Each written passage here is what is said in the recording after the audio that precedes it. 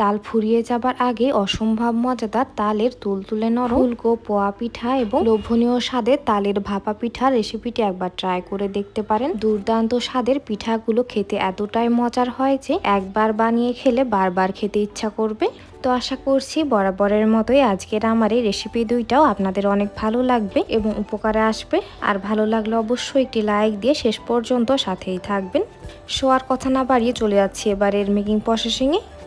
আচ্ছা, তো এইখানে এবার আমি একটি মিক্সিং বোল নিয়ে নিলাম।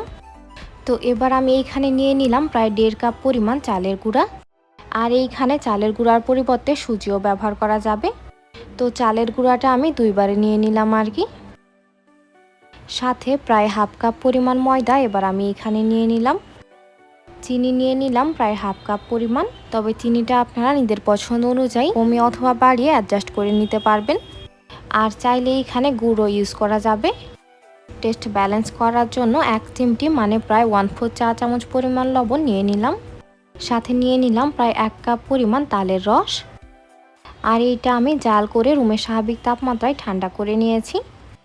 তো এবার আমি এখানে নিয়ে নিলাম প্রায় 1 কাপ পরিমাণ লিকুইড দুধ। আর এইখানে দুধটা কিন্তু হালকা গরম রয়েছে। আর আপনারাও এইখানে হালকা গরম দুধটাই ব্যবহার করার চেষ্টা করবেন, তাহলে পিঠাটা অনেক বেশি সফট হবে। আর দুধটা কিন্তু একবারেই সম্পূর্ণটাই দিয়ে নেওয়ার দরকার নেই, অল্প অল্প করে দিয়েই ব্যাটারটা তৈরি করে নিতে হবে।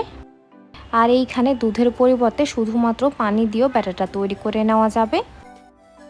তো বাকি যে অবশিষ্ট দুধটা ছিল সেইটা এবার আমি সম্পূর্ণটা এর মধ্যে দিয়ে দিলাম।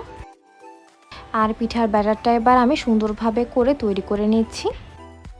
তো এইটা একটু সময় নিয়ে ভালো মতো তৈরি করে নিতে হবে, তাহলে পিঠাগুলো অনেক বেশি ফুলকো হবে। আর এই কাজটা আমি হ্যান্ডউইচের সাহায্যে করে নিচ্ছি, তবে আপনারা চাইলে হাতের সাহায্যে কিংবা স্পুনের সাহায্যেও করে নিতে পারবেন। তো এবার আমি এখানে নিয়ে নিলাম প্রায় 1 কাপ পরিমাণ রুমের স্বাভাবিক তাপমাত্রায় থাকা পানি। আর পানিটাও আমি অল্প অল্প করে দিয়ে অনেকটা পাতলা টাইপের একটা ব্যাটার তৈরি করে নিচ্ছি। তো এখন এই ব্যাটারটা এবার আমি প্রায় 3 থেকে 4 মিনিটের মতো ভালো মতো ফেটিয়ে নিচ্ছি। এই পিঠাটা তৈরি করে নেওয়া কিন্তু অনেক বেশি সহজ, খুবই অল্প উপকরণে এবং খুবই অল্প সময়েই তৈরি করে নেওয়া যায়। আর এই তালের সিজনে যারা এই পিঠাটা এখনও ট্রাই করেননি তারা অবশ্যই একবার বানিয়ে খাবেন, নয়তো এর টেস্ট কোনোভাবেই বুঝতে পারবেন না। তো এইখানে আমার 1 কাপ পরিমাণ পানি সম্পূর্ণটাই লেগে যায়নি, প্রায় 1/2 কাপ পরিমাণ অবশিষ্ট রয়ে গেছে। তো এইটা এবার আমি রেখে দিলাম প্রায় 10 মিনিটের জন্য রেস্টে। ফিরে আসলাম এবার ঠিক 10 মিনিট পর। আর এর মাঝে ব্যাটারটা কিন্তু অনেক বেশি সফট এবং স্মুথ হয়ে গেছে। আর এর কনসিস্টেন্সি ঠিক এইরকম টাইপের হবে, অনেক বেশি পাতলাও না আর অনেক বেশি গাঢ়ও না। তো মাশাআল্লাহ, এই ব্যাটারটা এবার পিঠা বানিয়ে নেওয়ার জন্য একদমই রেডি। এখন এইটা এবার পিঠা বানিয়ে নেওয়ার জন্য চুলায় নিয়ে চলে যাচ্ছি। চুলায় একটি পাতিলে এবার আমি পরিমাণ মতো তেল দিয়ে ভালো মতো গরম করে নিয়েছি। আর পিঠার ব্যাটারটা এবার আমি প্রায় 1/2 কাপ পরিমাণ এর মধ্যে দিয়ে দিলাম।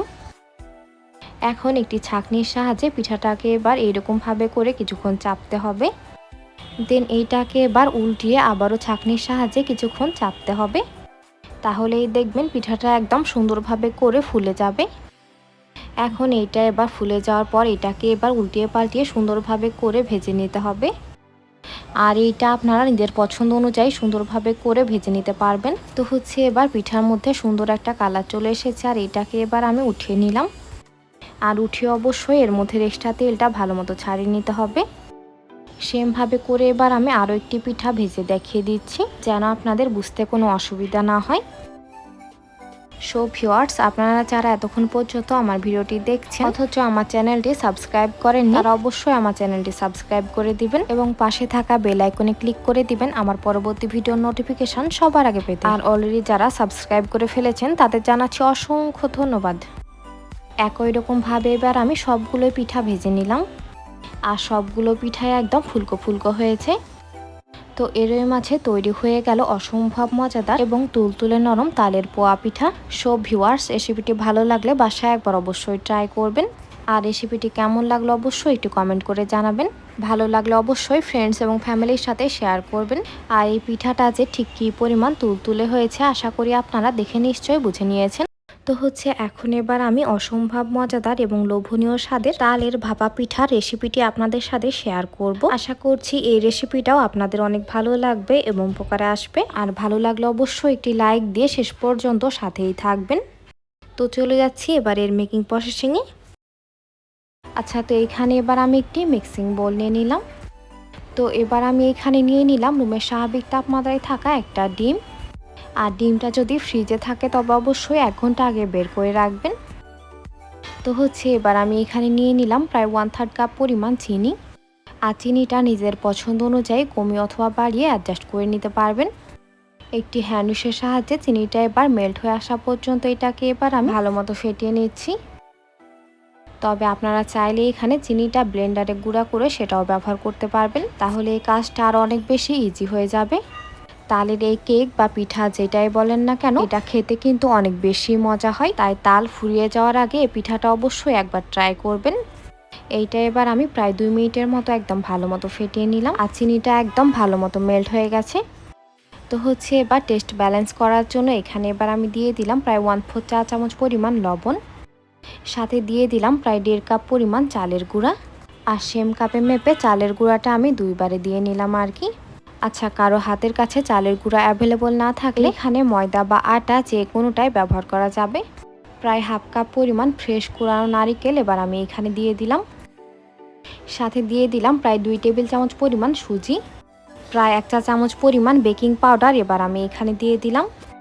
তবে আপনারা চাইলে এখানে 1/2 চা চামচ পরিমাণ বেকিং সোডাও ইউজ করতে পারবেন। তো হচ্ছে এখন এবার আমি এই সবগুলো শুকনো উপকরণ একটি হ্যান্ডসের সাহায্যে একদম ভালো মতো মিশিয়ে নিচ্ছি। কেকের এই ব্যাটারটা কিন্তু খুব একটা বেশি সময় নিয়ে তৈরি করে নেওয়ার কোনো প্রয়োজন নেই, যা সবগুলো উপকরণ ভালো মতো মিশিয়ে নিলেই হবে। তো হচ্ছে এখানে এবার আমি দিয়ে দিলাম প্রায় 1 কাপ পরিমাণ ফ্রেশ তালের রস। এখন তালের রসটা এবার দিয়ে নেওয়ার পর এটাকে এবার আমি আবারও হ্যান্ডসের সাহায্যে ভালো মতো মিশিয়ে নিচ্ছি। বাসায় মেহমান আসলে কিংবা বাচ্চাদের টিফিনে তালের এই কেকটা ঝটপট বানিয়ে সার্ভ করতে পারেন। আর এইটা বানিয়ে যাকেই খাওয়াবেন সেই আপনার প্রশংসা করবে। আর বাচ্চারা তো মিনিটের মধ্যেই শেষ করে ফেলবে। তো হচ্ছে ব্যাটারটা এবার কিছুটা পাতলা করে নেওয়ার জন্য এখানে এবার আমি দিয়ে দিলাম প্রায় 1/3 কাপ পরিমাণ পানি। আর এইটা কিন্তু অনেক বেশি পাতলাও হবে না আর অনেক বেশি গাঢ়ও হবে না, এর কনসিস্টেন্সি ঠিক এইরকম টাইপের হবে। তো মাশাআল্লাহ, এটা এবার একদমই রেডি। আর এটাকে এবার আমি একটা সাইডে রেখে দিলাম। আর এইখানে এবার আমি নিয়ে নিলাম একটি কাপ কেক মোল্ড। প্রায় 1 চা চামচ পরিমাণ কেকের ব্যাটার সবগুলোর মধ্যে এবার আমি দিয়ে দিলাম। আর ব্যাটারটা কিন্তু অবশ্যই একটু কম করেই দিয়ে নেওয়ার চেষ্টা করবেন, কারণ এইগুলো পানির ভাপে ফুলে অনেকখানি বড় হয়ে যাবে। সবগুলো কেকের উপরে এবার আমি সামান্য একটু ফ্রেশ কোরানো নারিকেল দিয়ে দিলাম। এতে করে এটা দেখতে যেমন সুন্দর লাগবে, খেতেও ঠিক তেমনই ভালো লাগবে। 4 থেকে 5টার মতো কিশমিশ এবার আমি এর উপরে দিয়ে দিলাম। আর এইটা দিয়ে নেওয়ার কারণে টেস্ট কিন্তু অনেক গুণ বেশি বেড়ে যায়, তাই এইটা অবশ্যই দিয়ে নেওয়ার চেষ্টা করবেন। আচ্ছা, আপনারা চাইলে কিন্তু এইখানে কাপ কেক মোল্ডের পরিবর্তে যে কোনো ধরনের ছোট বোলের মধ্যে কেকটা স্টিম করে নিতে পারবেন।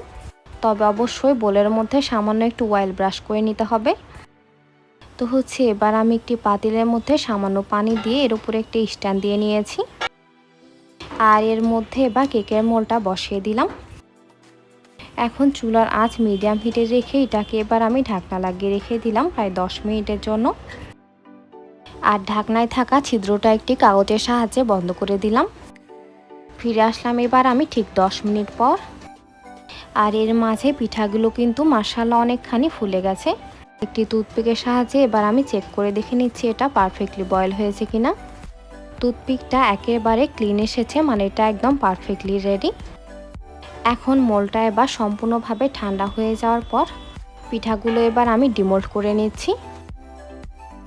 একটি নাইফের সাহায্যে এটাকে চারপাশ থেকে ছাড়িয়ে নিলে এটা কিন্তু ইজিলি ডিমোল্ড হয়ে যাবে।